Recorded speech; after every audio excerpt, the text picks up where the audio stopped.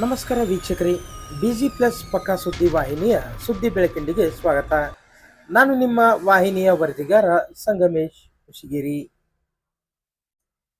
ವಸತಿ ನಿಲಯ ಹಾಗೂ ವಸತಿ ಶಾಲೆಗಳಲ್ಲಿ ಅಪ್ರಾಪ್ತ ಬಾಲಕಿಯರ ಮೇಲೆ ಮಕ್ಕಳ ಹಕ್ಕುಗಳ ಉಲ್ಲಂಘನೆಯಾಗುತ್ತಿದ್ದು, ಅಲ್ಪಸಂಖ್ಯಾತರ ಕಲ್ಯಾಣ ಇಲಾಖೆ ಅಧಿಕಾರಿಗಳು ಕಾನೂನು ಅರಿವು ನೆರವು ಕಾರ್ಯಕ್ರಮ ಹಮ್ಮಿಕೊಳ್ಳುವ ಮೂಲಕ ವಿದ್ಯಾರ್ಥಿಗಳಲ್ಲಿ ಜಾಗೃತಿ ಮೂಡಿಸಬೇಕು ಎಂದು ರಾಜ್ಯ ಅಲ್ಪಸಂಖ್ಯಾತರ ಆಯೋಗದ ಅನುಷ್ಠಾನ ಸಮಿತಿ ಜಿಲ್ಲಾ ನಾಮನಿರ್ದೇಶಿತ ಸದಸ್ಯ ಮೊಹಮ್ಮದ್ ನಜೀರ್ ಸಾಬ್ ಮುಲಿಮನಿ ಅವರು ಸೂಚಿಸಿದ್ದಾರೆ.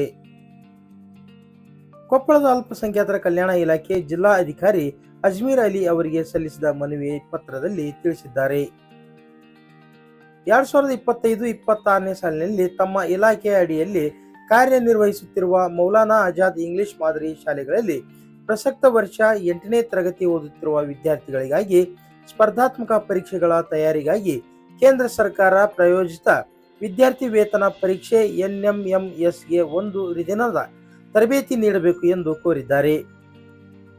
ಜೊತೆಗೆ ಇತ್ತೀಚೆಗೆ ಕುಕನೂರು ತಾಲೂಕಿನ ಇಟಗಿ ಗ್ರಾಮದಲ್ಲಿರುವ ವಸತಿ ನಿಲಯದಲ್ಲಿ ಅಪ್ರಾಪ್ತ ಬಾಲಕಿ ಗರ್ಭಿಣಿಯಾಗಿದ್ದನ್ನು ಗಣನೆಗೆ ತೆಗೆದುಕೊಳ್ಳಬೇಕು. ಮಕ್ಕಳ ಹಕ್ಕುಗಳ ರಕ್ಷಣೆ ಹಾಗೂ ಮಕ್ಕಳಿಗಾಗಿ ಕಾನೂನುಗಳ ಬಗ್ಗೆ ಪ್ರತಿ ವಸತಿ ನಿಲಯ ಹಾಗೂ ವಸತಿ ಶಾಲೆಗಳಲ್ಲಿ ಕಾನೂನು ಅರಿವು ನೆರವು ಕಾರ್ಯಕ್ರಮಗಳನ್ನು ಹಮ್ಮಿಕೊಂಡು ಜಾಗೃತಿ ಮೂಡಿಸಲು ಮುಂದಾಗಬೇಕು ಎಂದು ಮನವಿಯಲ್ಲಿ ಸೂಚಿಸಿದ್ದಾರೆ.